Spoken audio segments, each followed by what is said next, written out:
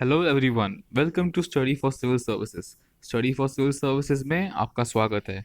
मैं हूं आपका एजुकेटर कुणाल और आज मैं हाजिर हूं आपके लिए मॉर्निंग 10 AM पे एग्रीकल्चर सीरीज़ का lecture number 8 weeds lecture number 4 के साथ। चलिए अब हम करेंगे स्टार्ट वीड्स का लेसन नंबर 4। अभी तक हमने वीड्स के 3 लेसन कवर करे हैं। आई होप आप लोग को उसमें कोई डाउट्स नहीं होंगे। अगर कोई डाउट्स हैं आप लोग के तो आप लोग कमेंट सेक्शन में लिख के अपने डाउट्स को क्लैरिफाई कर सकते हैं। Before we start, we have different paid groups for MPPSC, UPPSC prelims and mains and for various optionals like social work, PSIR and sociology। आप इनको ज्वाइन कर सकते हैं। ज्वाइन करने की डिटेल्स आपकी स्क्रीन के ऊपर हैं, राइट। एंड आई होप आप लोग को एग्रीकल्चर ऑप्शनल के लिए भी नोटिफिकेशन अब तक मिल गया होगा, right. So join that as soon as possible and हम लोग स्टार्ट करते हैं हमारा आज का लेक्चर। चलिए आज हम बात करेंगे various methods of weed control की।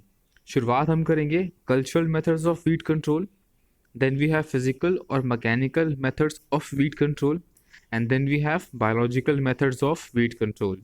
ठीक है, and towards the end I have brought some MCQs for you. तो आज मैं आपको एक सिंगल क्वेश्चन देने की जगह 5 MCQ क्वेश्चंस दूंगा towards the end of the lecture, right. तो अब मैं इस तरीके से ही इंटरचेंजेबली काम करूंगा। कभी कभी मैं आपके लिए इंडिविजुअल सिंगल क्वेश्चन लेके आऊँगा, while on some other occasions I will get some MCQs for you, ताकि आप लोग की प्रैक्टिस उस पैटर्न पर भी हो सके। And on the paid group आपको कई सारे MCQs, कई सारे टेस्ट पेपर्स, कई सारे past papers and both subjective and objective pattern के मिलते रहेंगे। Okay, and these are the 3 methods of weed control. इससे पहले हमने लास्ट लेक्चर में the chemical method of weed control already cover कर रखा है। इन दी जो हमने लास्ट में क्वेश्चन किया था हर्बिसाइड वाले टॉपिक के ऊपर, वो हर्बिसाइड ही आपका chemical method of weed control था। ठीक है, चलिए स्टार्ट करते हैं आज का session. Now, the first topic that we have today is the cultural methods of weed control, right? मतलब जो फार्मर के ट्रेडिशनल कल्चरल मेथड्स हैं, जो एक फार्मर को रेडीली एक्सेप्टेबल हैं, राइट। ऐसे मेथड्स जो हैं ये कहलाते हैं आपके cultural methods of weed control. ठीक है, अब एक बार बात करते हैं क्या क्या मेरिट्स हैं इन मेथड्स की। देखिए, the main principle behind this method is giving competitive advantage to the crop। Crop को competitive advantage हम देते हैं cultural methods की हेल्प से। Now, a person or a farmer relies on the normal traditional knowledge of the farmer। ठीक है, जो methods हैं ये रिलाई करते हैं फार्मर की ट्रेडिशनल नॉलेज के ऊपर, इसीलिए वो फार्मर को रेडीली एक्सेप्टेबल होते हैं, बिकॉज ये उनकी सोसाइटी में चले आ रहे होते हैं मेथड्स, राइट। तो इसीलिए ये इजीली एक्सेप्टेबल होते हैं फार्मर्स को, राइट। डीमेरिट है cultural methods alone can not control the weeds. Cultural methods अपने आप में अकेले वीड्स को कंट्रोल नहीं कर सकते हैं, बट हाँ वीड्स की पॉपुलेशन को कंट्रोल करने में और रिड्यूस करने में कुछ हद तक हेल्प कर सकते हैं, right. Next is so they should be used in combination with other methods, मतलब biological methods, chemical methods and physical methods। ठीक है, now पहला कल्चरल मेथड है आपका proper crop stand and early seedling vigour. देखिए, lack of adequate plant population, मतलब अगर plant population कम amount में, कम मात्रा में हो तो उससे क्या होगा, जो वीड का इन्फेस्टेशन है, मतलब वीड्स का आना जो है वो बहुत ज़्यादा हैवी रहेगा, राइट। तो इनिशियल स्टेज में तो it will be okay, but later stages में ये बहुत डिफिकल्ट हो जाएगा हमारे लिए कंट्रोल करना, राइट। तो इसीलिए हमें एक प्रॉपर प्लांट का पॉपुलेशन चाहिए अपनी फील्ड पे, कि बहुत ज़्यादा क्राउडेड भी ना हो और वीड्स के प्रॉपर कोई जगह नहीं मिल पाए वहाँ पे पनपने की या ग्रो करने की, ताकि वहाँ पे वीड्स जर्मिनेट ही ना हो पाए। So practices like selection of most adopted crops and crop varieties, use of highly viable seeds, pre-plant seed and treating with dormancy breaking chemicals and germination boosters. Adequate seed rates are important to obtain proper and uniform crop stand capable of offering competition to the weeds. मतलब ऐसी practices जो most acceptable या most adopted crop को use करे और crop variety को use करे, ऐसी प्रैक्टिस जो बहुत ज़्यादा वायबल मतलब बहुत लंबे समय तक चलने वाले सीड्स को यूज़ करे, राइट। डॉर्मेंसी ब्रेकिंग केमिकल्स लेकिन ट्रेडिशनल पॉइंट ऑफ व्यू से उनकी हम हेल्प लें। जो प्री प्लांट सीड्स हैं, राइट, उनकी हेल्प लें। साथ में कुछ ट्रेडिशनल जर्मिनेशन बूस्टर्स यूज़ करें जो कि नेचुरली अवेलेबल हैं। सीड का जो रेट्स है वो एडिक्वेट हो। ये सारी चीज़ें इम्पॉर्टेंट हैं और ये आपके सीडलिंग विगर और क्रॉप स्टैंड को डिटरमाइन करती है कि वो प्रॉपर हो और यूनिफॉर्म हो। इससे क्या होगा कि वो वीड्स को अच्छा कंपटीशन दे पाएगा, right. This was the first method. I hope clear हुआ होगा आपको। Next is selective crop simulation, right. देखते हैं क्या होता है ये। सी, vigorous crop plants compete better with the weeds as they close the ground very quickly. ये compete है, complete नहीं, okay. So vigorous crop plants compete better with the weeds, ठीक है।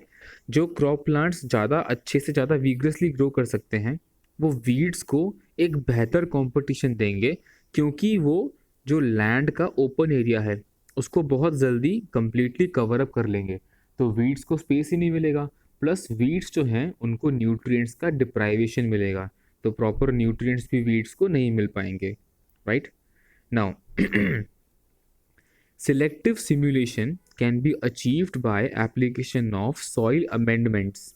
मतलब अगर हमें सिलेक्टिवली सिमुलेट करना है तो हमें कुछ सॉइल में चेंजेस करने पड़ेंगे, अमेंडमेंट करने पड़ेंगे, जैसे जिप्सम या लाइम को ऐड करना, ताकि जो सॉइल कंडीशंस हैं वो फेवर में हो जाएं क्रॉप ग्रोथ के। अब देखिए, अगर सॉइल एसिडिक है, आपको अगर उसकी जो बेसिसिटी है, जो एल्कलाइनिटी है वो बढ़ानी है, तो आप उस कंडीशन में कुछ केमिकल्स ऐड कर सकते हैं, मगर traditional chemicals, not the herbicides. या अगर आपको उसकी एसिडिटी बढ़ानी है, सॉइल ऑलरेडी बेसिक है, तो ऐसी कंडीशन में आप जिप्सम हो गया, लाइम हो गया, फिर आपके पास पोटैश होता है, ऐसे ट्रेडिशनल केमिकल्स आप ऐड कर सकते हैं। ये आपको सिलेक्टिव क्रॉप सिमुलेशन में हेल्प करता है। Now use of synthetic soil conditioners to very light और heavy soils, maintaining better air water relation. जो एयर वाटर रिलेशन है जिसकी हेल्प से कैपिलरी फ्लो या कैपिलरी प्रेशर बनता है, ये आपका जो है प्रॉपर रहेगा, राइट। इसके अलावा जो मेन्योर्स एंड फर्टिलाइजर्स का एप्लीकेशन है, ठीक है, सही क्वांटिटी में, ये भी आप एक फार्मर की ट्रेडिशनल नॉलेज की हेल्प से पता लगा सकते हैं। कितने अमाउंट में आपको खाद प्रोवाइड करना है, ये भी उस फार्मर की ट्रेडिशनल नॉलेज ही है। तो ये सब सिलेक्टिव क्रॉप सिमुलेशन में हेल्प करेंगे आपको, राइट। क्लियर, आगे बढ़ते हैं। Next you have proper planting method. अब देखते हैं प्रॉपर प्लांटिंग मेथड क्या है। Any planting method that leaves the soil surface rough and dry will discourage early growth, right. पहले हमने जो लास्ट लेक्चर था उसमें बात की थी, अगर 1.25 से 2.5 सेंटीमीटर जो टॉप सॉइल का लेयर है, अगर ये आपका ड्राई रहता है, मतलब बेसिकली जो टॉप सॉइल का 3 सेंटीमीटर का लेयर है, अगर ये आप ड्राई रखेंगे तो जो वीड है, वीड के रूट्स इतने ही एरिया तक होंगे, पर जो आपका मेन प्लांट है वो और नीचे जाएगा, तो वहाँ से जो आपका मेन प्लांट है उसको तो वाटर मिल जाएगा, लेकिन जो टॉप का 3 सेंटीमीटर है जहाँ से वीड को वाटर चाहिए ये नहीं मिलेगा, एंड ऑटोमेटिकली जो वीड का अर्ली ग्रोथ है वो डिस्करेज होगा, बिकॉज जो टॉप सरफेस है वो रफ है और ड्राई है, right. Next is floor planting, that is क्या मतलब होता है, मिनिमम टिलेज मेथड, कि जो आपको टिलेज करना पड़े, राइट। जब हम पढ़ेंगे क्रॉप प्लांटिंग मेथड्स में तब हम पढ़ेंगे इन डिटेल कि एक्चुअली में टिलेज क्या होता है, ठीक है। तो जहाँ पे आपको मिनिमम टिलेज करना पड़े, ठीक है, ये भी आपकी वीड ग्रोथ को काफ़ी हद तक हेल्प करता है रिड्यूस करने में, कंट्रोल करने में, ठीक है। फिर जो ट्रांसप्लांटेड क्रॉप्स हैं, like we studied one example in the last class की जब हमने पढ़ा था अबाउट ट्रांसप्लांटेड राइस। ठीक है, उसमें क्या होता है, फार्मर्स को वीड फ्री लैंड जो है, जब हमने वहाँ पे क्रॉप वीड कंपटीशन पढ़ा था, तो ट्रांसप्लांटेड राइस में ये कम डेज के लिए होता है, वेयरएज जो आपके डायरेक्टली सोन राइस हैं उनमें ये ज़्यादा दिनों के लिए होता है। ठीक है, तो वहाँ पे फार्मर को अपॉर्चुनिटी मिलता है weed free main field ready करने का। ठीक है, तो इस हिसाब से अगर आपके प्लांटिंग मेथड्स जो हैं प्रॉपर हैं, जो हम इन डिटेल पढ़ेंगे क्रॉपिंग प्रैक्टिसेस वाले चैप्टर के अंदर, कि कौन कौन से प्रॉपर प्लांटिंग मेथड्स हैं जो आपको वीडिंग में हेल्प करते हैं, दैट इज़ वीड के कंट्रोल में हेल्प करते हैं। ठीक है, तब आपको और बेहतर तरीके से क्लियर होगा कि कौन कौन से प्रॉपर प्लांटिंग मेथड होते हैं। अभी ये सिर्फ आपके लिए एक ब्रीफ आइडिया है, राइट? आगे देखते हैं। Next you have is planting time peak period. अब देखिए, peak period of germination of seasonal weeds coincide, मतलब मैच करता है किससे, क्रॉप प्लांट के पीक पीरियड के साथ। मतलब जो आपके सीजनल वीड्स हैं, जो आपके सीजन्स पे डिपेंड करते हैं, राइट? लेट्स से अगर कोई वीड ऐसा है जो आपका मॉनसूनल सीजन पे डिपेंड करता है, ठीक है, कोई ऐसा है जो आपके ड्राई सीजन पे डिपेंड करता है, तो उनका जो पीक पीरियड है वो क्रॉप प्लांट के ग्रो करने के टाइम से जब कोइंसाइड करता है, तो आपको इस तरीके से अपने प्लांट को डालना है फील्ड में, अपने क्रॉप को ग्रो करना है कि जो ये पीक पीरियड में कोइंसिडेंट आ रहा है, ये कोइंसिडेंटल कंडीशन जो है ये ना हो। मतलब कि जो आपके क्रॉप का पीक पीरियड है और जो आपके वीड का पीक पीरियड है वो अलग अलग हो, ताकि आप और मेथड्स को यूटिलाइज करके वीड को वहाँ पे कंट्रोल कर सकें और आपका क्रॉप वहाँ पे सक्सेसफुली ग्रो कर सके। ठीक है, so little earlier or later than normal time of sowing is beneficial, मतलब थोड़ा पहले या थोड़ा बाद में, नॉर्मल टाइम ऑफ बोने के नॉर्मल टाइम से थोड़ा पहले या थोड़ा बाद में अगर आप अपने क्रॉप को सो करते हैं, ठीक है, तो ये अर्ली क्रॉप वीड कंपटीशन जो है, जैसे 15 टू 40 डेज़ है, 15 टू 45 डेज़ है, 15 टू 30 डेज़ है, या फिर आपका जैसे 15 टू 40 है जूट के केस में, जहाँ पे लगभग 50 टू 70% का यील्ड में आपको रिडक्शन फेस करना पड़ता है जूट वाले केस में, राइट? तो यहाँ पे अगर आप थोड़ा पहले या थोड़ा बाद में सो कर देंगे जूट को, तो जो अर्ली क्रॉप वीड कंपटीशन है वो जूट को फेस नहीं करना पड़ेगा। ठीक है, then you can use photo insensitive varieties. ठीक है, ये भी प्लांटिंग के टाइम में आपको हेल्प कर सकता है, यूजिंग फोटो इनसेंसिटिव वेराइटीज़, मतलब जो लाइट से ज़्यादा अफेक्टेड ना हो। ठीक है, next you have a practice of crop rotation. Again जब पढ़ेंगे क्रॉपिंग प्रैक्टिसेस तो डिटेल में आएगा, अभी एक बार देखते हैं क्या होता है। देखिए आपके पास एक पीस ऑफ लैंड है, अभी आपने क्रॉप नंबर 1 ग्रो किया, रोटेशन में आपने यहाँ पे क्रॉप जो है नंबर 2 ग्रो कर दिया, लेकिन ये एक के बाद एक होगा, मतलब सक्सेशन में होगा। दूसरा, जनरली ये सेम सीजन में भी हो सकता है, बट कभी कभी जो सीजन है it can be different also. ठीक है, और ये सेम लैंड पे ही होगा। ये होता है आपका crop rotation, that is growing of different crops in the current succession on the same land is called as crop rotation, generally in the same season also. ठीक है, अब इसमें क्या होता है, एक प्रैक्टिस होती है उसको हम बोलते हैं मोनोक्रॉपिंग, मतलब एक ही फील्ड है और आप लगातार season by season, season 1, season 2, season 3, आप इसके ऊपर एक ही टाइप का जो क्रॉप है वो ग्रो करते जा रहे हैं। इसको बोलते हैं प्रैक्टिस ऑफ मोनोक्रॉपिंग। अब मोनोक्रॉपिंग में क्या होता है, ये फेवर करता है परसिस्टेंस को, राइट? जब हमने लेक्चर 1 में पढ़ा था characteristics and properties of weeds, उसमें एक था परसिस्टेंस, तो मोनोक्रॉपिंग फेवर करता है परसिस्टेंस को एंड एसोसिएशन को। कुछ वीड परसिस्ट भी करेंगे, रहेंगे, एसोसिएट कर जाएंगे आपके क्रॉप के साथ, तो ये आपकी क्रॉप की यील्ड को नेगेटिवली अफेक्ट करेगा। ठीक है, so we say that crop rotation is effective in controlling crop association and crop bounded weeds, जैसे अवेना स्पीसीज़ हैं, कस्क्यूटा स्पीसीज़ है, ये सब क्या करते हैं, एसोसिएशन भी करते हैं और साथ में ये क्रॉप बाउंड जाते हैं। ये ऐसे वीड्स हैं जो किसी पर्टिकुलर क्रॉप के साथ में एक तरीके से चिपक जाते हैं कि वो क्रॉप होगा तो ये वीड ग्रो करेगा, जैसे अवेना एंड कस्क्यूटा स्पीसीज। तो क्रॉप रोटेशन जो है ऐसी कंडीशंस को प्रिवेंट करने में हमारी हेल्प करता है। Now we have certain obnoxious weeds, मतलब कि जो रिमूव करने में बहुत, जिनका रिमूवल बहुत डिफ़िकल्ट हो, जैसे साइप्रस के स्पीसीज़ हैं, राइट।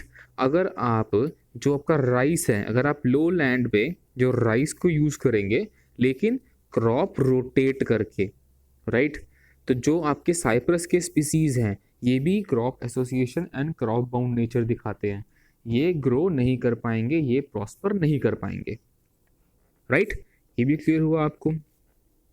चलिए आगे बात करते हैं। Then you have a stale seed bed. Stale माने सड़ा हुआ, खराब, सीड बेड।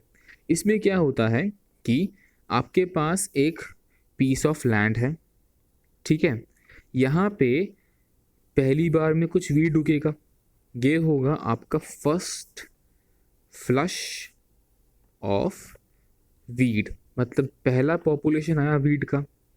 इसको आपने लिया और किसी फिजिकल मेथड से, केमिकल मेथड से, बायोलॉजिकल मेथड से या फिर कल्चरल ट्रेडिशनल मेथड से पूरे को रिमूव कर दिया, राइट।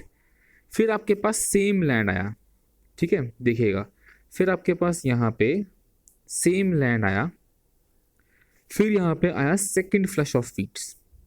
अगेन आपने कोई मेथड लगाया और आपने उस सेकंड फ्लश ऑफ वीड को भी रिमूव कर दिया।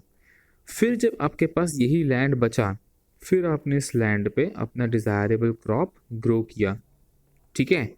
और वो भी आपने डायरेक्टली ग्रो नहीं किया, आपने पहले एक सीड बेड प्रिपेयर किया, ठीक है। इसमें आपने क्या करा, या तो आपने इसको इरिगेट कर दिया, मतलब वाटर प्रोवाइड कर दिया, या फिर अगर इरिगेट नहीं किया, ड्रेन नहीं हुआ, तो वो यहाँ पे क्या है, सोक कर जाएंगी सीड्स इस सीड बेड के साथ।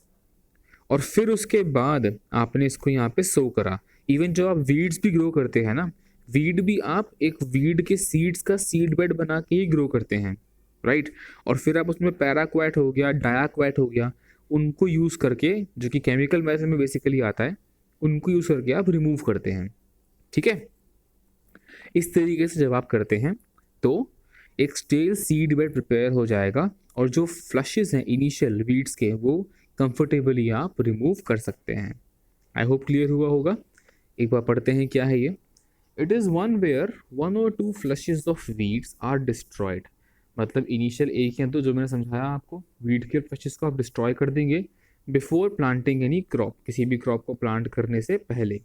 कैसे अचीव करते हैं, एक वेल प्रिपेयर्ड सीड बेड लेंगे, ये या तो इरिगेशन या फिर रेन वाटर के साथ में फिल्ड होगा, वेल सोक्ड होगा, और फिर जो वीड्स का पहले आपने सीड बेड लिया उसको आप जर्मिनेट कराएंगे। Then remove the first wave, then remove the second wave और द फ्लश, ठीक है। और जो वीड्स हैं उनको आप यहाँ तो फिजिकल मेथड कर सकते हैं यूज़, आपके पास एक हो आता है, हो से आप हटा सकते हैं उसको, या फिर by using contact herbicide like paraquat and diquat, ठीक है। इस तरीके से आप हटा के फिर आप क्रॉप को उसमें सो करेंगे तो वो कंफर्टेबली आपका क्रॉप वहाँ पे सरवाइव करेगा, ग्रो करेगा। नेक्स्ट इज स्मॉथर क्रॉप और दी कॉम्पिटिटिव क्रॉप। ये बहुत ही क्विकली ये प्रॉब्लम आता है और इसमें क्या होता है, जो आपकी वीड है, जैसे कि इन केस ऑफ मिलेट्स अगर मैं आपसे बात करूँ, राइट, जवार बाजरा का जो केस है वहाँ पे देखने को मिलता है। इवन कुछ आपको ये मिल जाएगा पल्सेस के भी केस में, जैसे तूर दाल के केस में, जो आपका वीड है वो काफ़ी जल्दी ग्रो करता है और एक बड़ा सा कैनोपी बना लेता है, ठीक है, क्योंकि इनमें जो फोटोसिंथेसिस रेट है वो ज़्यादा होता है as compare to the rate of respiration, इसीलिए ये ज़्यादा जल्दी एक कैनोपी फॉर्म कर लेते हैं यहाँ पे वीड्स। अब जब इन्होंने ऐसी एक कैनोपी फॉर्म कर ली तो यहाँ पे जो आपके मिलेट्स हो गए, जवार बाजरा, या जो आपके पल्सेस हो गए, उनको प्रॉपर सनलाइट नहीं मिलेगी तो उनका जो फोटोसिंथेसिस है वो कम होगा और रेस्पिरेशन जो है सर्वाइवल के लिए वो ज़्यादा होगा, तो वो कम सर्वाइव करेंगे। पर जो कॉम्पिटिटिव क्रॉप हैं, जो स्मॉथर क्रॉप्स हैं, वो वहाँ पे सर्वाइव ज़्यादा करेंगे। तो ये उन्हें एक इनहेरेंट एडवांटेज मिल जाएगा जो आपके क्रॉप प्लांट को नहीं मिलेगा, दैट इज मिलेट्स और दी पल्सेस। ठीक है, पढ़ते हैं एक बार क्या होता है ये। This problem creeps in very quickly and develop large canopy as I explained। एक बड़ा सा कैनोपी फॉर्म हो जाएगा, ठीक है, जो कि सनलाइट को नीचे तक आने नहीं देगा ग्राउंड लेवल पे। तो जो आपके डिज़ायरेबल सीड्स हैं वो जर्मिनेट नहीं कर पाएंगे मिलेट्स वगैरह के। Now the weeds are capable of efficient photosynthesis within short time, मतलब कम समय के अंदर बहुत अच्छे तरीके से वीड्स फोटोसिंथेसिस कर सकते हैं। अब इसमें क्या होता है, वीड्स के पास सरफेस में भी होती हैं रूट्स, मतलब जो आपका टॉप 3 सेंटीमीटर लेयर है वहाँ भी रूट्स होती हैं, लेकिन साथ साथ 3 सेंटीमीटर के नीचे भी मतलब डीप रूटेड वीड्स भी होते हैं। तो यहाँ पे जो आपका टॉप सॉइल लेयर है उसको आप ड्राई करके इन वीड्स को कंट्रोल नहीं कर सकते। ठीक है, now these crops they smother the ground quickly than the non competitive crop। जैसे आपके pulses हो गए, pulses जो हैं आपके ये आपके नॉन कॉम्पिटिटिव होते हैं, right, and in case of millets also तो ये ग्रो नहीं कर पाते। ठीक है, this was the example of smother crop और द कॉम्पिटिटिव क्रॉप, ये क्या होते हैं। Next is the growing of intercrops. देखिए इंटरक्रॉपिंग क्या करता है, ये वीड्स को बेहतर तरीके से सप्रेस करेगा। ठीक है, आप करते क्या है इसके अंदर, जैसे कुछ पल्सेस हो गए, ठीक है, आप पल्सेस को एक के बाद एक इंटरक्रॉपिंग के तरीके से इसके बाद ये इसके बाद ये इसके बाद ये आप ग्रो करते हैं, लेकिन इंटरक्रॉपिंग करके। ठीक है, then again same same same आप ये पूरा फॉलो करते हैं, ये होता है इंटरक्रॉपिंग। ठीक है, अब इसमें क्या होता है, intercropping suppresses the weeds better than the sole cropping, मतलब कि यहाँ मैं बात कर रहा हूँ मोनोक्रॉपिंग की। ठीक है, and thus provides an opportunity to utilize the crops themselves as tools of weed management। Right, जो क्रॉप्स हैं वो वहाँ पे ग्रो ही इस तरीके से करते हैं कि वहाँ पे वीड्स सरवाइव नहीं कर पाए। राइट, तो क्रॉप्स अपने आप ही as a tool of weed management function करते हैं। Now you have many short duration pulses like green gram, soybean, they effectively smother these without causing reduction in the yield of main crop। जो आपका main crop रहेगा field पे उसकी yield कम नहीं होगी, वो अच्छी यील्ड देगा आपको, लेकिन जो आपके शॉर्ट ड्यूरेशन पल्सेस हैं जो आप साथ में ग्रो करेंगे लाइक सोयाबीन हो गया, ग्रीन ग्राम हो गया, वो इन क्रॉप्स को हटा दे, वो इन वीड्स को वहाँ से हटा देगा, और जो क्रॉप्स हैं वो सक्सेसफुली वहाँ पे परसिस्ट करेंगे, ग्रो करेंगे। ठीक है, ये हुआ मतलब इंटरक्रॉप्स ग्रो करने का। Next you have to lower the area under bunds. अब देखिए बंड्स क्या होता है, एक एरिया होता है जो आप बनाते हैं जहाँ पे वाटर जो है वो कुछ समय के लिए सस्टेन करता है। ठीक है, ये होता है bunds. Now bunds are made for the purpose of irrigation. ऐसे आप बंड्स बनाते हैं इरिगेशन के लिए जहाँ वाटर होता है बहुत सारा store, they are made for the purpose of irrigation. लेकिन यहाँ पे जो वीड है, स्पेशली जो एक्वेटिक वीड्स हैं जो बॉटम में ग्रो करते हैं, या फिर जो आपके लिटोरल एंड सब लिटोरल जोन्स के, पढ़ेंगे एक बार क्या होता है लिटोरल जोन, लिम्नेटिक जोन, सब लिटोरल जोन, राइट, जो आपके ऐसे जोन्स की वीड होते हैं ये वहाँ पे उन बंड्स के साइड में भी काफ़ी ज़्यादा ग्रो कर जाते हैं एंड काफ़ी रैपिडली ग्रो करते हैं, बिकॉज वहाँ पे जो सॉइल है उसका न्यूट्रिशन मिल रहा है, जो ठहरा हुआ पानी है वहाँ से उनको अच्छी क्वांटिटी में मॉइस्चर मिल रहा है, राइट, इसीलिए बहुत जल्दी वीड्स वहाँ पे ग्रो करते हैं। Now how to tackle this problem, one way of tackling the problem is to level the land well. मतलब कि जो आपका लैंड है आप उस लैंड को बिल्कुल लेवल बनाएं, उसमें कोई भी ऐसा ग्रेडेशन फॉर्म ना हो लैंड में कि ऊपर नीचे है। अगर लैंड आपका लेवल रहेगा, राइट, तो जो नंबर ऑफ बंड्स हैं वो आपके कम रिक्वायर्ड होंगे, लेस नंबर ऑफ बंड्स।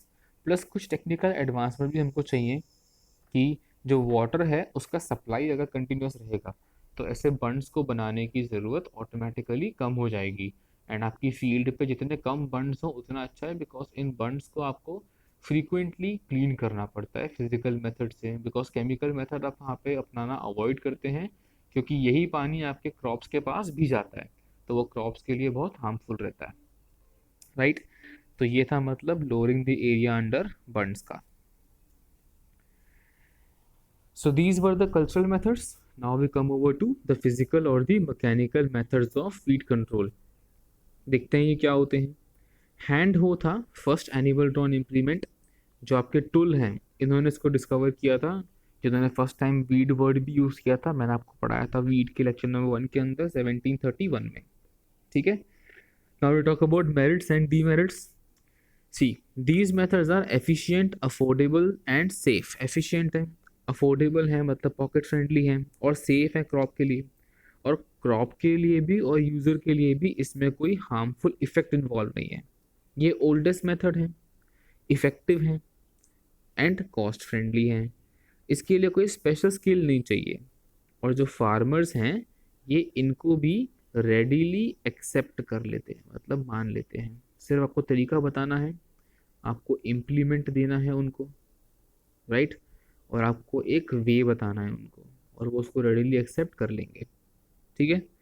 बट कुछ डिमेरिट्स हैं, जैसे बहुत लेबर इंटेंसिव है, मतलब बहुत मेहनत लगती है, बहुत लेबर भी चाहिए, फिजिकल लेबर काफ़ी हद तक यहाँ पे इन्वॉल्व रहता है। And the success of these methods depends upon timely operation, right, कि जिस टाइम पे वीड का रिमूवल होना चाहिए आप उसी टाइम पे वीड को रिमूव कर पा रहे हैं या नहीं कर पा रहे हैं। That is the timely operation and the removal, जब आपका वीड जो है वो स्टिल यंग या फिर नेसेंट स्टेज में है। Now usually the operations are limited by either too wet or too dry condition, ठीक है। अगर बहुत वेट या बहुत ड्राई कंडीशंस हैं तो आप फिजिकल इम्प्लीमेंट्स के जो ऑपरेशन आप करते हैं, जो आप इनको यूटिलाइज करते हैं, ये आपका लिमिटेड रह जाएगा, उतना इफेक्टिव नहीं हो पाएगा इन कंडीशंस में। फर्स्ट इज हैंड वीडिंग, मतलब वीड्स को फिजिकली मैनुअली या तो टूल्स की हेल्प से, जैसे कि सिक्कल हो गया आपके पास, उनकी हेल्प से रिमूव करना आपकी फील्ड से। इसमें जो आपके एनुअल एंड बाइनियल वीड्स हैं, मतलब 1 सीजन एंड 2 सीजन वाले, राइट, उनको आप कंफर्टेबली रिमूव कर सकते हैं, लेकिन जो पेरिनियल वीड्स हैं उन्हें यहाँ पे कंट्रोल करना बहुत डिफिकल्ट पड़ता है, वो इतना कंफर्टेबली यहाँ पे कंट्रोल नहीं होते हैं। हाईली लेबर इंटेंसिव है, तो बहुत थकाने वाला एक्टिविटी है, बहुत थकाने वाला टास्क है, हैंड वीडिंग या फिर मैनुअल वीडिंग, ठीक है। नेक्स्ट है आपका स्पडिंग। स्पडिंग में क्या होता है, आप करते तो हैंड वीडिंग ही है, लेकिन साथ में एक शार्प एज सिकल जो होता है, इसको हम बोलते हैं, वो आप यूज़ करते हैं। और ये जब आप वीट की फील्ड है, आपके पास गेहूं की फील्ड है, अब वहाँ पे आपके पास जो है छोटे छोटे से वाइल्ड ओट्स लग जाते हैं, जो कि फिजिकल अपीयरेंस में वीट से होते हैं डिफरेंट, राइट। वहाँ पे आप एक स्पडर इंस्ट्रूमेंट यूज़ करते हैं, उसको हम बोलते हैं एक शार्प एज्ड सिकल या फिर स्पडर इंस्ट्रूमेंट, ठीक है। इसकी हेल्प से आप इसको यहाँ पर रिमूव कर सकते हैं, ये होता है स्पडिंग। Example wild oats and wheat field, ठीक है। आगे बढ़ते हैं। नेक्स्ट है आपका सिकलिंग। अब अगेन ये वह हैंड ही होगा, इसमें आप सिकल ही लेंगे, लेकिन इसमें आप क्या करते हैं, जो टॉप ग्रोथ है, ठीक है, जो आपके वीड की टॉप ग्रोथ होती है उसको आप यहाँ पे रिमूव कर देते हैं, ठीक है, जो टॉप से है। लेकिन ये मेथड जो है ये बहुत ज़्यादा सक्सेसफुल नहीं है, बिकॉज जो रूट्स रहती हैं इसमें वीड की, वो तब भी आपकी फिजिकली प्रेजेंट रहती ही रहती हैं, उनको आप यहाँ से रिमूव नहीं कर पाते हैं। सिर्फ जो टॉप है उसका वो आप कंफर्टेबली यहाँ से रिमूव कर सकते हैं। ओके। और इससे क्या होगा कि जो आपका सीड प्रोडक्शन है वो तो टॉप से ही होगा, वो फर्दर नहीं हो पाएगा, और जो अंडरग्राउंड पार्ट है उनको भी न्यूट्रिशन काफ़ी हद तक नहीं मिलेगा, जो उनके नॉर्मल फिजिकल प्रोसेसेस हैं वो आप रेस्ट्रिक्ट कर देंगे काफ़ी लिमिट तक, ठीक है। ये आप करते हैं सिकलिंग में। Now these methods are also useful for controlling tall growing grasses, मतलब फील्ड पे ऐसी ग्रासेस जिनकी लेंथ बहुत टॉल है, उनका भी जो आप टॉप पोर्शन है एक सिक्कल की हेल्प से, शार्प एज सिक्कल की हेल्प से रिमूव कर सकते हैं, ठीक है। Now it is also useful in the irrigation channels, drainage channels and those places where the topography is uneven, मतलब undulating topography ऊपर नीचे है, ठीक है। वहाँ भी जो ये टॉल ग्रासेस लगती हैं, आपने कई बार देखा होगा रोड साइड्स में, आप ऐसी टॉल ग्रासेस को ऐसे एक सिकल इंस्ट्रूमेंट से, एक सिकलर से आप उसको रिमूव कर देते हैं। इससे बॉटम का तो कुछ रिमूव नहीं होगा, बट जो अपर पोर्शन है टॉल वो रिमूव हो जाता है। ये होता है सिकलिंग के through. Next you have is digging. इसमें आप क्या करते हैं, जो ऑब्नॉक्शियस वीड्स का कंट्रोल है, बेसिकली जो यहाँ पे पेरिनियल वीड्स हैं, राइट। अभी तक हमने पढ़ा था एनुअल एंड बाइनियल वीड्स के लिए। अब पेरिनियल वीड्स को तो आपको जो उनके अंडरग्राउंड पार्ट्स हैं, राइट, आपको इन्हीं को प्रॉपरली डिग करके निकाल कर रिमूव करना होगा, वरना वो वापस से ग्रो कर जाएंगे, क्योंकि वो पेरिनियल हैं, right. They have many seasons as a part of their life cycles. ठीक है। अब होता क्या है, very useful in case of perennial weeds to remove the underground propagating parts of weed from the deepened layer of the soil. जो soil का बिल्कुल deep layer है, आप इसको वहां से रिमूव कर सकते हैं। ठीक है। नाउ इसमें आप एक क्रोबार यूज करते हैं या फिर एक पिकैक्स यूज करते हैं। ठीक है। अब आप लोग को पता होना चाहिए, जब हम बात करते हैं डिगिंग की, तो उसमें हम कौन कौन से इम्प्लीमेंट्स यूज करते हैं, क्रोबार या फिर पिकैक्स। ठीक है। अब इसमें क्या है, जो बहुत बड़ा लैंड एरिया है वहां पे आप ये मेथड यूज नहीं कर सकते, बिकॉज अगेन देखिए, कोई भी जो आपका फिजिकल या मैकेनिकल मेथड है, जब तक वो ह्यूमन लेबर इंटेंसिव है और मशीन्स के थ्रू नहीं है, तब तक आप लार्ज एरिया कवर वहाँ पे नहीं कर सकते, बिकॉज बहुत ज़्यादा लेबर इंटेंसिव होता है। सिमिलरली फॉर डिगिंग ऑल्सो, बहुत टाइम टेकिंग होता है, बहुत लेबर इंटेंसिव होता है। अगर छोटे से पैच में है तो आप यूज़ कर सकते हैं, पर अगर बड़ा लैंड है तो ये मेथड सजेस्ट नहीं किया जाता है वीड के रिमूवल के लिए। ठीक है। Next is moving. ये आपको कॉमनली दिखता है ग्रासेस वगैरह के लिए, हम इसको यूज़ करते हैं। जो आपके हर्बेशियस वीड होते हैं, जिनको हम कहते हैं सॉफ्ट स्टेम वीड्स, ये आप उनके लिए यूटिलाइज करते हैं। ठीक है, soft stem herbaceous weeds. Now it is the cutting of uniform growth from the entire area of the ground level. ठीक है। more useful in non cropped areas than the cropped areas. जो non crop area है वहाँ पे ज़्यादा होता है useful as compare to crop area.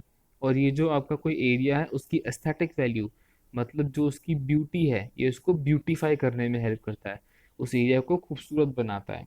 ठीक है। आप कोई पर्टिकुलर शेप वहाँ पे दे सकते हैं, राइट। कई सारे हमने देखी हैं इस तरीके की क्लासेस जहाँ पे पर्टिकुलर शेप दिया होता है। ये सब बेसिकली मोइंग होता है। ठीक है। अब ये इरेक्ट या फिर जो अपराइट खड़े हैं लेकिन सॉफ्ट स्टेम हैं और हर्बेशियस वीड्स हैं, ये हम उनके लिए कॉमनली यूज में लेके आते हैं, that is moving. Next is cutting. इसमें क्या है, जो आपका ग्राउंड लेवल है इसके नीचे आपकी रूट्स हैं, लेकिन अगेन ये आपका पेरिनियल वीड्स के लिए यूज में नहीं आता है। एनुअल के लिए मोस्ट कॉमनली आता है यूज में, बाइनियल के लिए भी ओके आप यूज में ला सकते हैं। जो ग्राउंड लेवल है उससे थोड़ी सी हाइट पे आप यहाँ पे कट कर देते हैं, राइट। कई सारे आप एक्स यूज कर सकते हैं इसके लिए, आप सॉ यूज कर सकते हैं इसके लिए, ये सारे इम्प्लीमेंट हम यहाँ पे यूज करते हैं। ठीक है। कटिंग इज द टॉपिंग और cutting of the weeds little above the ground level से थोड़ा सा ऊपर, done with the help of x और सॉ, राइट। इसमें जो बुशेस हैं और ट्रीज हैं, जनरली ट्रीज तो नहीं लेकिन बुशेस में हम इसे बहुत कॉमनली यूज करते हैं, right. Aquatic under water weed cutters जो होते हैं वो हम यहाँ पे यूज करते हैं। जैसे अगर आपके पास जो वाटर हयासिंथ है, बहुत कॉमन हमारा एग्जाम्पल है, इसका अगर आपको ऑफसेट मिलता है अंडर वाटर, राइट, जो इसका वेजिटेटिव प्रोपागेशन का एक स्ट्रक्चर है, पढ़ चुके हैं हम लोग पहले, आप उन ऑफसेट्स को इन एक्सिस या सॉस की हेल्प से रिमूव कर सकते हैं, that is also cutting. I hope clear हुआ होगा आपको। Next you have flooding. अब देखिए इसमें होता क्या है जो आपका फील्ड है आप उसको एक बार कंप्लीटली वाटर से फ्लड कर देते हैं, but you have to be sure कि जो आपका सॉइल का न्यूट्रिएंट वैल्यू है आपकी फील्ड पे वो बहुत कम ना हो जाए। इसका आपको ध्यान रखना पड़ता है, उसके लिए कई सारे मेथड्स और होते हैं कि कैसे वो कंट्रोल में रहे। लेकिन इसमें होता क्या है, एक ऐसा एनवायरनमेंट यहाँ बन जाएगा कि जो आपके यहाँ पे अभी वीड ग्रो कर रहे हैं इनको जितना ऑक्सीजन चाहिए, जितना कार्बन डाइऑक्साइड चाहिए, राइट, वो उनको नहीं मिलेगा। ठीक है। उनके एनवायरनमेंट से O2 CO2 बेसिकली जो गैसेस हैं वो आप उनके एनवायरनमेंट से रिमूव कर देंगे, तो डेफिनेटली वो वहाँ पे ग्रो नहीं कर पाएंगे and they will not survive, they will die, they won't thrive. ठीक है। Now, studying is a worldwide crop husbandry method of stud of controlling the weeds in the rice field। तो ये जो है राइस फील्ड में weed को control करने के लिए एक बहुत ही कॉमन, बहुत ही ज़्यादा प्रचलित मेथड है फ्लडिंग का। ठीक है। So now we start with the biological methods of weed control की बायोलॉजिकल कंट्रोल हम कैसे करते हैं वीड्स का। देखिए, in this approach of weed management, the utilization of natural living organisms, right, जैसे इंसेक्ट हो गए, हर्बीवोर हो गए, फिश हो गए, अदर एनिमल हो गए, डिसीज कॉजिंग ऑर्गेनिज्म हो गए, आप ऐसे नेचुरल लिविंग ऑर्गेनिजम्स को यूटिलाइज करते हैं बायोलॉजिकली कंट्रोल करने में, वीड्स की ग्रोथ को कंट्रोल करने के लिए। फर्स्ट टाइम ईयर 1900 में इसे किया गया था, ये आपका एग्जाम का क्वेश्चन है, राइट। किसके लिए किया था? प्रिकली पियर के लिए। किसके लिए किया था फर्स्ट टाइम? प्रिकली पियर के लिए, ऑस्ट्रेलिया में, लेंटेना के लिए, हवाइन आइलैंड्स में। ये आपका एग्जाम में आया था और ईयर आया था, तो ये आपके लिए एक इंपॉर्टेंट क्वेश्चन है यहाँ से। ठीक है। Now we talk about the merits. Number 1, least harmful to environment. Number 2, residuals नहीं बचते हैं। नंबर 3, थोड़ा सा अफोर्डेबल है as compare to the chemical method because the chemicals are very costly. Number 4, long lasting effects है because biological agents जो हैं आपके वो इन्वॉल्व है और ये एक नेचुरल कंट्रोल है, राइट। इसमें कोई आर्टिफिशियल कंट्रोल इन्वॉल्व नहीं है, इसलिए लॉन्ग लास्टिंग होता है।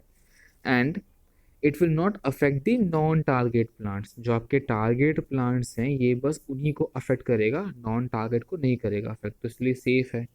डीमेरिट, मल्टीप्लिकेशन कॉस्ट है, साथ में टाइम बहुत लगता है होने में मल्टीप्लाई, ठीक है, इसीलिए कॉस्टलियर भी है। सेकेंड इज कंट्रोल जो है बहुत स्लो होता है इससे, so you have to give time to your field and to your crop so that the weed growth is quite properly controlled। ठीक है, कि बड़ा स्लोली होता है कंट्रोल। नेक्स्ट है कंट्रोल मेथड्स का जो सक्सेस है due to the adaptability of the weeds, तो ये सक्सेस बहुत ज़्यादा लिमिटेड है, बहुत ज़्यादा नहीं होता, राइट।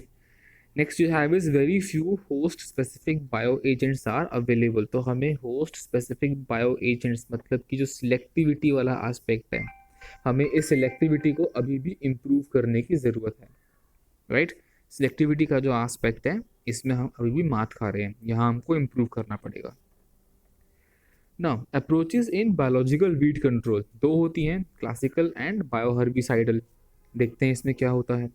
क्लासिकल ऑब्जेक्टिव क्या है इसका? Restore balance between target alien weed and it's natural enemies. मतलब जो आपके एलियन वीड्स हैं, जो आपके टारगेट हैं, उसके बीच में और जो आपके नेचुरल स्पीसीज हैं उनके बीच में एक बैलेंस हो और ये आपस में फाइट करें और इसी टाइम पे जो आपका डिज़ायरेबल क्रॉप है वो फील्ड पे ग्रो कर जाए।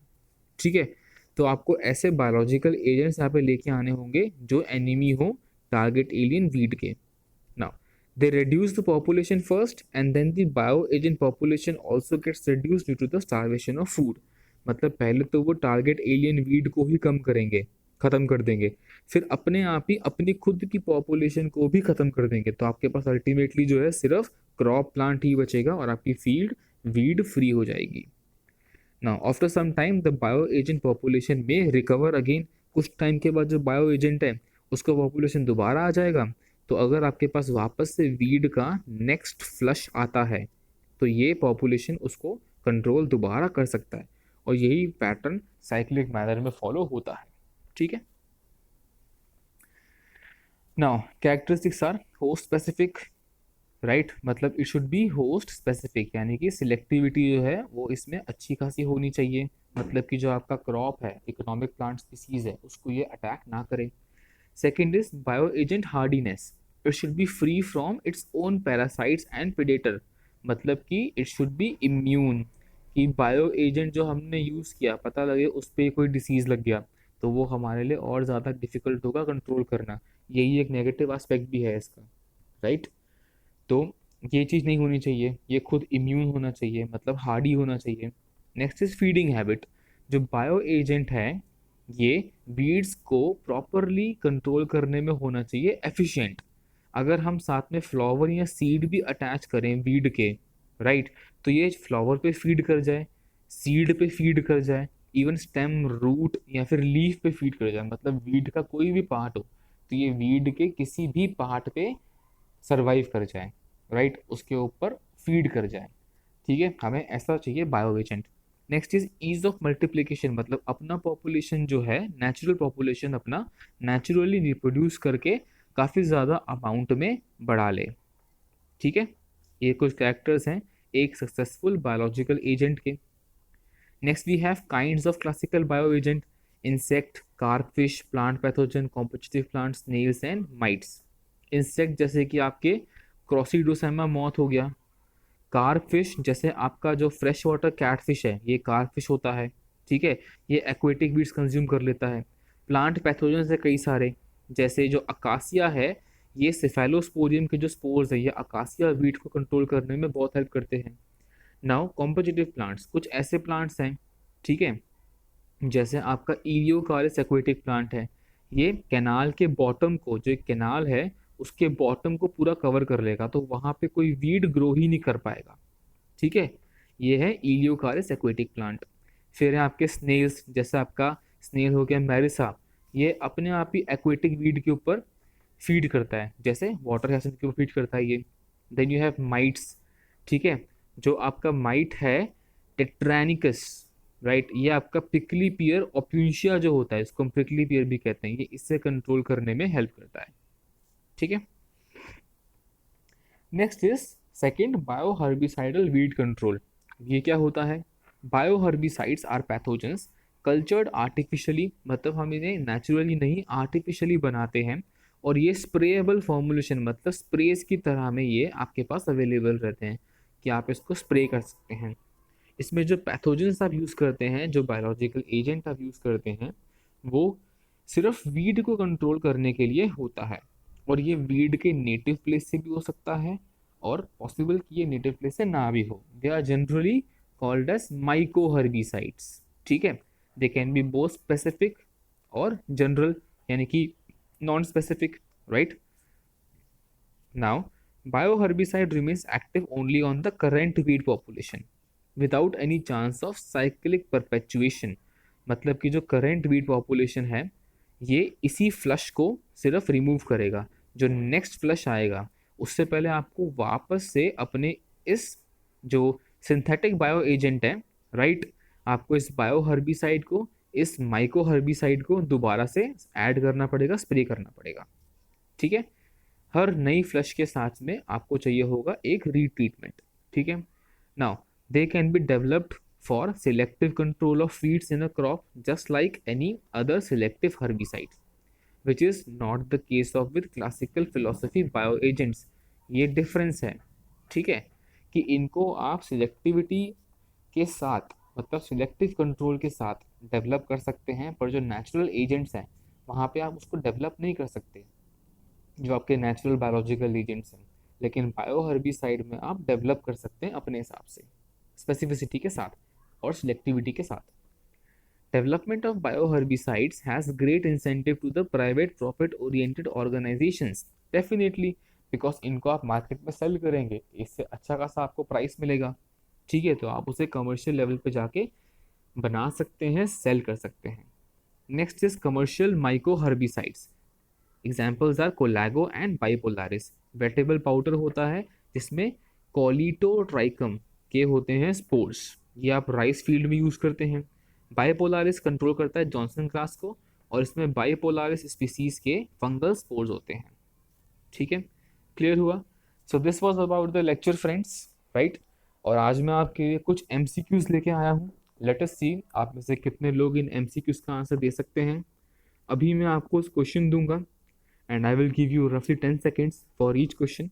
ओके, क्वेश्चन मैं आपके लिए पढ़ूंगा, आपको उसका आंसर अभी कमेंट्स में लिखना है, एंड प्लीज़ अपने आप को एंगेज करिएगा इस एक्टिविटी के अंदर। ऐसा नहीं कि आप सिर्फ देख रहे हैं और आप कमेंट नहीं कर रहे हैं, एंगेज नहीं कर रहे हैं, बिकॉज देखिए आपका एक्टिव पार्टिसिपेशन होगा तभी आप लोग का खुद भला होगा, राइट।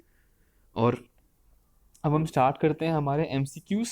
ठीक है, आज हमारे पास कोई सब्जेक्टिव क्वेश्चन नहीं है, तो आज हम पढ़ेंगे MCQs। ठीक है, चलिए पहला क्वेश्चन है, which among the following has the function of recommending minimum support price, मतलब इनमें से कौन सा organisation MSP minimum support price अलग अलग कमोडिटीज़ के लिए सजेस्ट करता है गवर्नमेंट को, मतलब कि फ्रेम करता है एमएसपी गवर्नमेंट के बिहाफ पे। National farmer commission, agriculture cost and price commission, central statistical organisation और डिपार्टमेंट ऑफ एग्रीकल्चर। जो आप लोग को लगता है आंसर हो सकता है उसे आप एक बार कमेंट में लिखिए। ठीक है, तो इसका आंसर होगा agricultural cost and price commission, option number 2। ठीक है, ये आपका आंसर होगा इसमें। Second question is what does the word olericulture refer to. ये सारे आपके पास्ट एग्जाम के क्वेश्चंस हैं। ठीक है, ओलैरिकल्चर का मतलब क्या होता है? फ्रूट का कल्टीवेशन, वेजिटेबल्स का कल्टीवेशन, ऑयल सीड्स का कल्टीवेशन या कैश क्रॉप का कल्टीवेशन, राइट? इसका आंसर होगा वेजिटेबल्स का कल्टीवेशन। ठीक है, the meaning of olericulture, olery का मतलब होता है वेजिटेबल्स, कल्चर मतलब ग्रो करना, that is the meaning of olericulture, that is cultivation of vegetables. आगे बढ़ते हैं। पूसा हाइब्रिड 4 इनमें से किसका वैरायटी है? पोटैटो, टमाटो, बनाना और ब्रिंजल। इसका आंसर होगा टमाटो। ठीक है, Pusa hybrid 4 is a variety of tomato, right? Next है, सिल्वी कल्चर का मीनिंग क्या होता है? ध्यान से पढ़िएगा, मैं लिख रहा हूं सिल्वी कल्चर, कंफ्यूज मत होइएगा, सेरी कल्चर और सिल्वी कल्चर में दोनों अलग अलग होते हैं। ठीक है, सिल्कवर्म, टेक्सटाइल क्रॉप, फॉरेस्ट या टिम्बर। इसका आंसर होगा डेवलपमेंट ऑफ फॉरेस्ट, इसीलिए मैंने कहा था सिल्वी और सेरी में कंफ्यूज मत होइएगा, दोनों का मतलब अलग अलग होता है। So silviculture means the forest development. ये आपका जो फॉरेस्ट सर्विस का एग्जाम हुआ था यूपीपीसीएस के लिए, राइट, वहां पे ऑब्जेक्टिव में आपसे पूछा गया था एक बार question. Next you have first Indian state to launch a policy, पहली इंडियन स्टेट जिसने स्पेशल एग्रीकल्चर जोन्स SAZ के लिए पॉलिसी लॉन्च करी है। पहली इंडियन स्टेट कौन सी है? Is it UP, Gujarat, Haryana और उत्तराखंड? इसका आंसर होगा Uttarakhand, right? So Uttarakhand becomes the first Indian state to launch a policy special agriculture zones के लिए, right? So this was it for today's lecture, और मैं आज आप लोग के लिए एक वैरायटी के हिसाब से MCQs लेके आया था, राइट? जैसे ही आप लोग MCQs अटेम्प्ट करें, चाहे आप लोग बाद में क्यों ना देखें मेरा वीडियो, एक बार कमेंट सेक्शन में अपना स्कोर जरूर लिखिएगा कि आपके 5 में से 4 सही हुए, 3 सही हुए या 2 सही हुए। उससे मुझे आइडिया मिलता है कि मैं जिन लोगों को पढ़ा रहा हूँ वो अभी कहाँ स्टैंड करते हैं, और मेरा टारगेट है कि जो भी मुझसे पढ़ रहे हैं मैं एक दिन उनको जल्द से जल्द 5/5 के स्कोर पे लेके आऊँ, राइट? यही मेरा टारगेट है, यही मेरे को ड्राइव करता है। एंड ये कुछ क्वेश्चंस थे, ऐसे ही कई सारे multiple choice questions and even कई सारे टेस्ट जिसमें मैं ऐसे ही आपको मल्टीपल चॉइस क्वेश्चन दूंगा, वो आपको टेलीग्राम के पेड ग्रुप पे मिल सकते हैं, राइट? इसकी जो डिटेल्स हैं वो आपको मिल जाएंगी, जो डिस्क्रिप्शन है उसमें भी जो पेड ग्रुप है उसकी डिटेल्स होगी, तो आप वो ज्वाइन कर सकते हैं पेड ग्रुप टेलीग्राम का हमारा। वहाँ पे आपको ऐसे कई सारे क्वेश्चंस मिलेंगे, both objective and subjective pattern के questions, right? So I hope ये लेक्चर ने आप लोगों में कुछ वैल्यू एडिशन करा होगा, आप लोग को लेक्चर अच्छा लगा होगा, कुछ नया सीखने को मिला होगा। And on this note I Kunal signing off, see you, take care, bye bye, कल मिलते हैं 10 o'clock। Good bye, take care.